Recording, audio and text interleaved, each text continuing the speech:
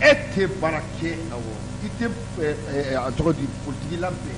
i t'i yɛrɛ labɛn k'a fɔ ko kalata bɛ na nin dɔrɔn ko dɔ de ka taa e nɔfɛ ka na muso de bɛ fɛn kɛ la o ye ko dɔ ka taa e nɔfɛ ka na jahili minnu b'an ka jamana in kɔnɔ sa jahilinaw Keriba les opportunistes olu b'u fara ɲɔgɔn kan sa kadiribaw b'a la ko ka mouvement créer ko a ka na a bɛna mun de kɛ Isufa nin ye fugariw ka baara de ye yanni k'i bolo kɔni si maa wɛrɛ ma i t'a si yɛrɛ ma i t'a si yɛrɛ ma u bɛ taa minnu yɛrɛ wele ka na nin a si tɛna ɲuman kɛ walahi u tila k'u jɔ ko u taara an wele ka na u taara an wele ka na u bɛna ɲuman jumɛn kɛ bilen minnu b'u ka parti politiques dilan depuis jamana ka gɛlɛn jamana tala ni débat teri da yan fɛ mɔgɔ y'a mankan mɛn Maliko kuma la abada bi élection sera u bɛ taa o fana ramasser ka na jamana ɲagami n'o kuma camanw ye Keriba n tɛ mɛn nin kunna koyi misali tɛ bandaw ta ye wa kuma t'o wele a ka foro kɔnɔ kana a ye min dan kan a ma ye a mana a kɛli kɛ de ka i sigi an ka lajɛ koyi n tɛ mɛn nin kunna dɛ Keriba nin fɔkun ye den k'a yira miiriya jugu min bɛ maliyɛnw na miiriya hamina su min b'u la ka taa mɔgɔ sunɔgɔlen ta ka na n'a ye a tɛ baara kɛ min b'a yira an na k'a fɔ k'a bɛ fɛn dɔn Elhaji Ibrahima Boubacar Keïta nana n'a ye a dɛsɛra il a démissionné o b'a yira k'a bɛ se fɛn na wa n'a bɛ se fɛn na a ka parti créer tɔw bɛ cɔlɔkɔ min na a k'o kɛ an k'a ye a kana a ka kumakanw d'a ma an k'a ye a ka programme d'a ma an k'a ye Keriba n b'o de nɔfɛ o ni yɛrɛ olu bɛ ka nin min kɛ nin tɛ démocratie kɔnɔ monsieur le maire bɛ yan an na tila ka baro ni Ala sɔnna Keriba parce que an y'a sama ka bɔ lasirɛli kɔnɔ a ka bin bɔlen Keriba ye wuli ka jɔw kɛ ka taa sugu kɔnɔ min ye ayiwa i ka dɔn ka fɔ sugu kɔnɔmɔgɔw y'u ka papiyew kosɛbɛ Jifilenba kɔni Jifilenba association Jifilenba Isufa i n'a fɔ an y'a fɔ yan kunu cogo min na min ye u ka wulikajɔ ye u ka dugukolo nɔfɛ ɲinkuru dɔw tun kɛlen k'u kɔ da u kɔkɔ la ko fo k'a taraki ka bɔ u y'an wele ka nisɔndiya kɛnɛ k'o sigi ka yira fasodenw na k'a fɔ ko olu y'u ka dugukolo sɔrɔ ko a papiye k'a b'u bolo ka ban ko fasodenw k'u ka foli bɛ fasodenw ye walasa an bɛ se Awoyi ma ale ka se ka kumakan ninnu k'olu latɛmɛ ni Ala sɔnna Awoyi a kama u y'an dɛmɛ kosɛbɛ oxygène y'an dɛmɛ donc an b'aw fɔ an b'aw waleɲuman dɔn assalamu alaikum warahmatullahi ta'ala wa barakatuh an bɛna